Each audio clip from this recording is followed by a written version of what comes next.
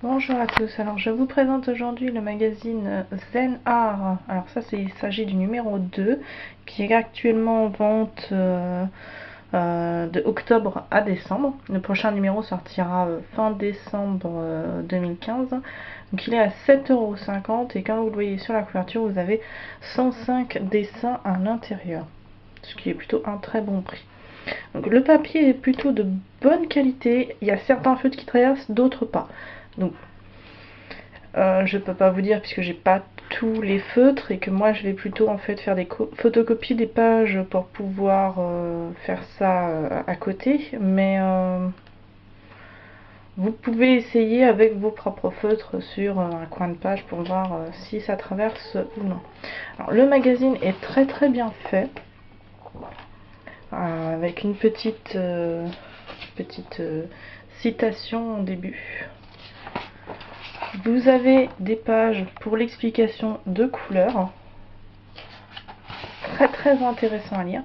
Alors, la première partie, vous avez des pages avec les motifs on a commencé la coloration et c'est à vous de la compléter. Je trouve ça très intéressant pour ceux qui ont des doutes parfois pour l'association des couleurs. Ça peut être très bien.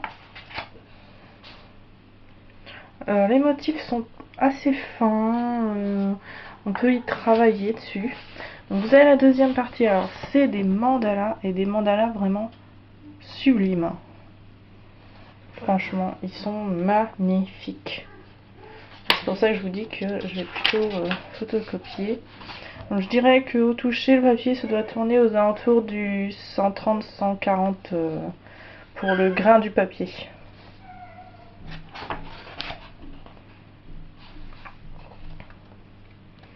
J'ai essayé certains feutres. Dans des Stabilo 68, ça ne traverse pas toujours. Les 88, ça traverse. Donc, à voir. Testez avec vos feutres, comme je vous dis, sur un coin. Et puis comme ça, vous serez fixé.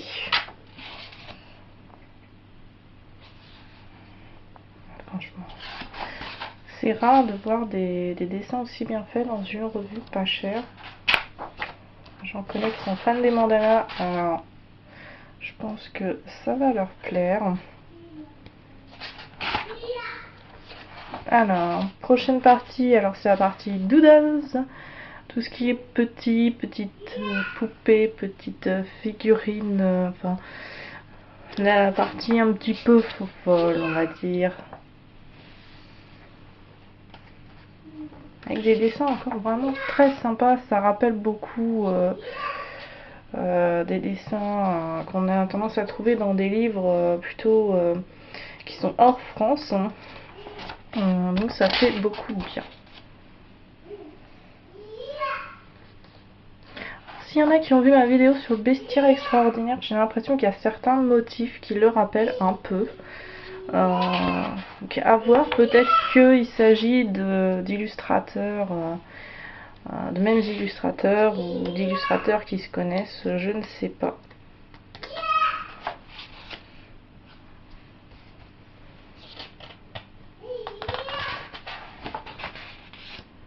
Alors, prochaine partie, art floral.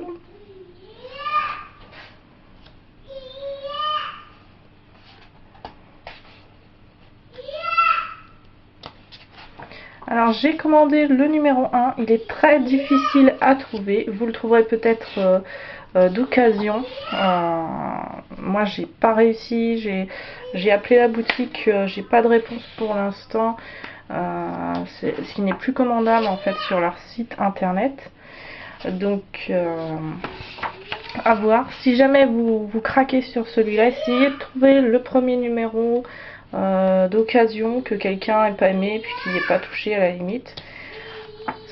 Ça peut se trouver, je pense. Parce que, moi je vous dis, j'en ai trouvé un tout neuf que je recevrai donc la semaine prochaine. Donc vous voyez vraiment, moi ça me rappelle beaucoup le bestiaire 1 de chez Hachette, le bestiaire extraordinaire. Il y a un petit côté qui me le rappelle.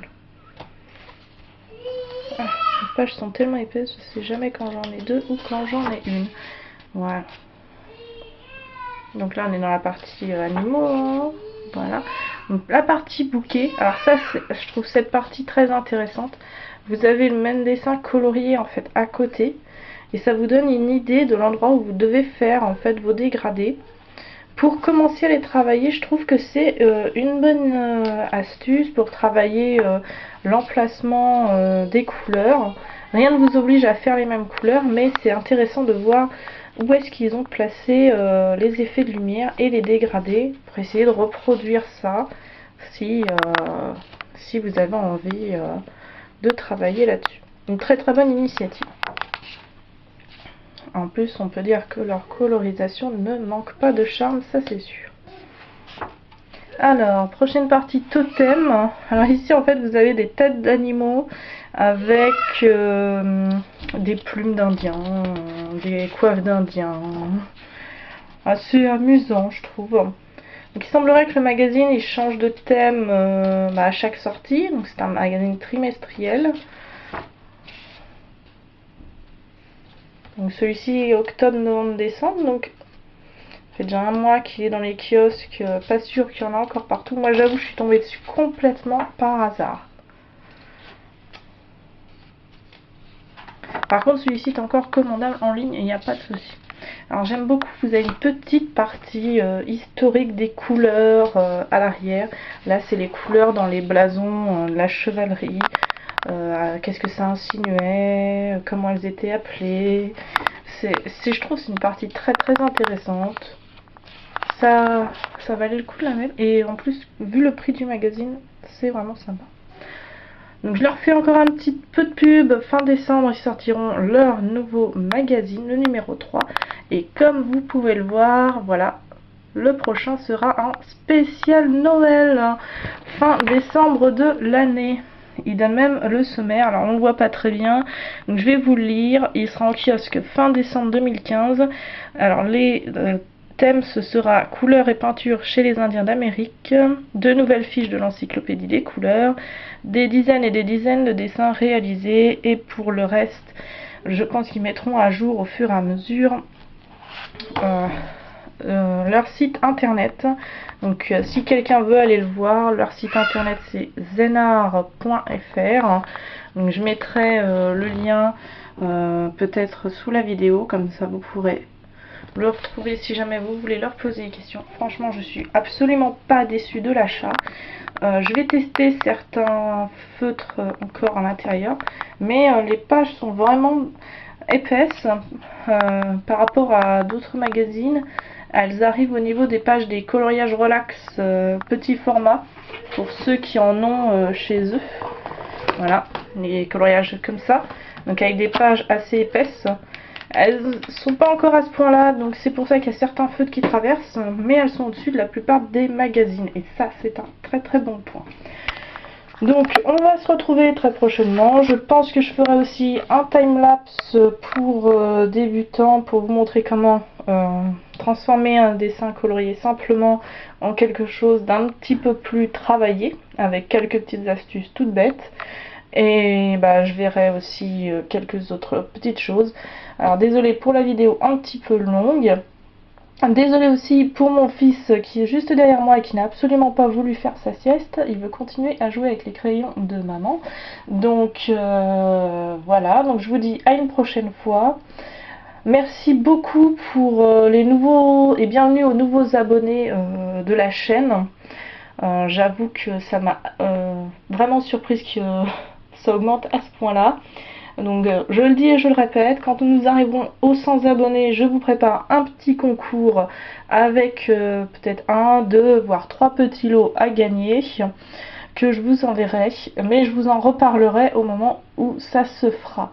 Donc n'hésitez pas à vous abonner aussi si vous avez un compte Facebook à ma page Facebook où je mets beaucoup plus de choses que sur la vidéo YouTube, à mon Pinterest, à tout ce que vous voulez, et bien entendu vous pouvez me contacter par tous ces moyens de communication. Donc très bonne journée à tous, très belle fête du 11 novembre pour ceux qui la fêtent, et bah bon coloriage à tout le monde.